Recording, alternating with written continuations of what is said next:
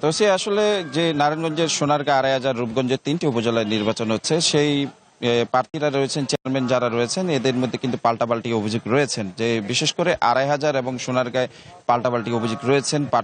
এক প্রার্থী আরেক প্রার্থীর বিরুদ্ধে কিন্তু অভিযোগ করেছেন। তবে বেশিরভাগ প্রার্থী কিন্তু বলছেন এখন পর্যন্ত ভোটের পরিবেশ সুষ্ঠু রয়েছেন, নির্বাচনী প্রচারণা তারা অবাধে চালাতে পেরেছেন।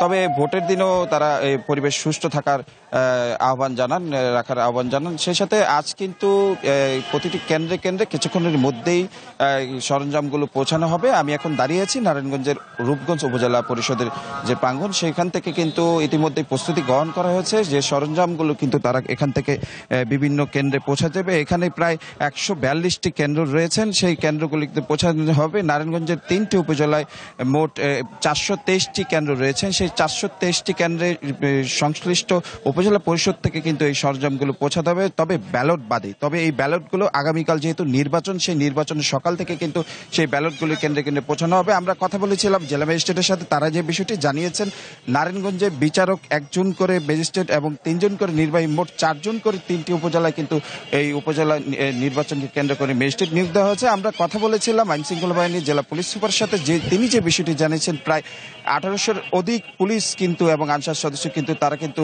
এখানে নিয়োগ করেছেন সুষ্ঠু অবাধ ভোটের পরিবেশ করার জন্য।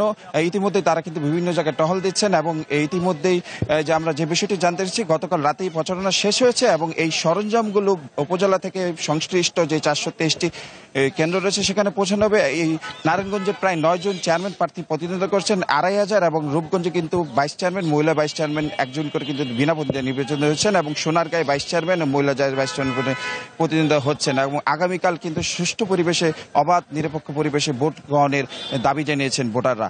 এই ছিল আমার কাছে উপজেলা নির্বাচন পরিষদের সর্বশেষ। নারায়ণগঞ্জ থেকে গৌতম সাহা জানাচ্ছিলেন উপজেলা পরিষদ নির্বাচনের প্রস্তুতির খবর।